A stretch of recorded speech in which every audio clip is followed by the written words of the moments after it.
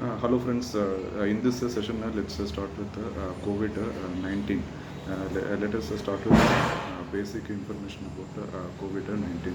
So it is a family of a large group of viruses. It causes a illness in animals as well as humans. So the presentation ranges from a common cold to most severe forms such as severe acute respiratory syndromes, then MERS, that is Middle East Respiratory Syndrome, and most recently COVID-19. So COVID-19, the full expansion is a coronavirus disease discovered in 2019. So it was named as COVID-19 on 11th of February 2020. So let's see some important timelines for this disease. The first case of COVID-19 was identified in Wuhan, that is a Hubei province of China, on 1st of December 2019. 31st of December 2019, the health authorities of China alerted the WHO China office. Yes, several cases of pneumonia of unknown origin are coming. Then 1st of January 2020, the Wuhan seafood market is closed. Excuse me, 1 minute. Okay. So in 1st of January 2020, Wuhan seafood market was closed. Then 7th of January 2020, the causative organism identified was named as SARS-CoV-2. So before 7th January, it was named as a novel coronavirus. So 9th of January 2020, first death is reported. 13th of January 2020, the first case reported in Thailand, that is outside of China. Then 30th of January 2020, that is 30th of January 2020, the first case reported in India, in our neighboring state of Kerala. On same day, WHO declared this disease as a public health emergency of international origin. Then 5th of February 2020, WHO admits no effective treatment. Then 15th of February 2020, China admits no known threat of virus to the public. Then 11th of March 2020, WHO officially declared COVID-19 as a pandemic.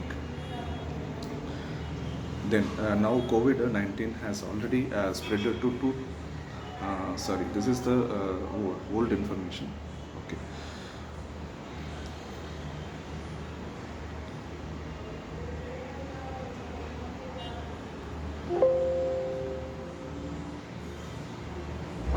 Excuse me for me. Okay, so we will see about SARS-CoV-2. So this is the name of, in this the source of infection is the cases. So the virus transmitted from the cases. The incubation period is 2 to 14 days. The Ministry of Health and Family Welfare declared incubation period to be 1 to 12.5 days, with the median incubation period of 5 to 6 days. The mode of transmission is through the contacts, fomites, respiratory droplets, not by any bloodborne or fecal-oral, and the food transmission is not established yet. The global case fatality rate is 2% to 4%. It also varies by countries. In Germany it is only 0.2%, whereas in Italy it is 7.7%. So the case fatality rate is higher in the age group more than 65, male sex, and having pre-existing comorbidities. The comorbidities that increase the risk of death among COVID-19 includes cardiovascular disease. That is the first most common. Then diabetes mellitus, second most common. Chronic respiratory ailments, third most common. Then hypertension, fourth most common, and cancer-related illness. All this, there is a fifth most common comorbidities that increase the risk of death among COVID-19. So the nodal diagnostic laboratory designated for coronavirus testing in India is National Institute of Virology, that is in Pune. So National Institute of Virology is also credited with developing first antibody testing kit, ELISA test.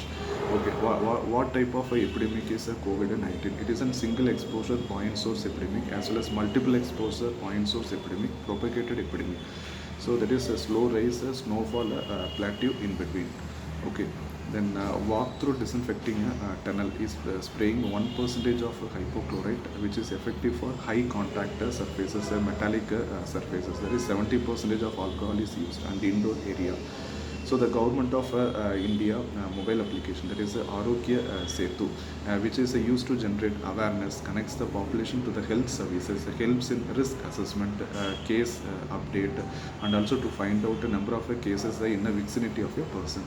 So the toll free all India helpline number is 1075 or 1800 This is a toll free helpline for COVID-19. Okay, next we will discuss about biomedical waste management guidelines for COVID-19. That is, in yellow bag you have to dispose a N95 mask, head cover, head cap, shoe cover, disposable linen.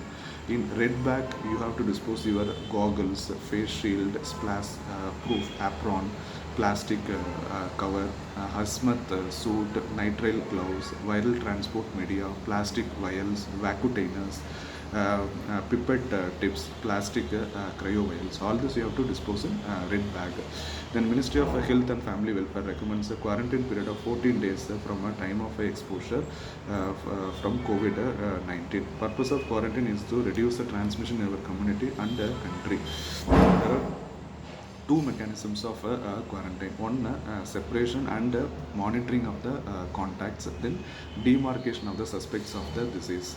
Okay, next we will discuss about personal protective equipment, that includes overall gowns, then head cover, shoe cover, gloves, nitrile gloves, goggles, face shield, and mask. Okay, then we will discuss about the filtration capacity of the mask as expressed in a filtration phase piece. So filtration phase piece 1 is 80% of filtration capacity, filtration phase piece 2 is 94% of filtration capacity, and the filtration phase piece 3 is 98% of filtration capacity. So ICMR and NIV Pune, they developed the COVID-19 antibody testing kit known as Kavach, KAVACH, Kavach ELISA. It is used only for surveillance purposes. The definitive diagnosis is only by real-time PCR. Okay, then in between we will discuss about non-enveloped viruses. Non-enveloped viruses are the mnemonic is PARC, that is picornovirus, adenovirus, Riovirus means rotavirus, and calicivirus. Okay, this SARS-CoV-2 is an enveloped virus, and also it is a non-segmented genome. SARS-CoV-2 is contains non-segmented genome. Okay, next we will in between we will discuss about segmented genome viruses. So segmented genome viruses, their mnemonic is BORA, that is Bunia virus, Orthomyxovirus, Riovirus, and Astrovirus. Okay, next we will discuss about bullets. That is a firearm bullets. So dum-dum bullets, it is a jacketed bullets with its nose is cut off to expose the core. So so it will mushroom up into pieces when they strike the body, very destructive and produces extensive lacerated wound. This is about dum-dum bullets. Then next tandem or biggie back bullets, they will be ejected one after the another. Then dumpling bullets. These bullets, they rotate during its flight. Then tracer bullets, they will emit light as they pass. Then incendiary bullets, they contain phosphorus and burn the tissue. So most common extrapulmonary TB is a lymph node TB, the mostly cervical lymph node. Then next is a G80, that is a idiocecal TB. The next is bones, that is a spinal TB. Okay, with this we will finish the session. Thank you very much, guys. Bye.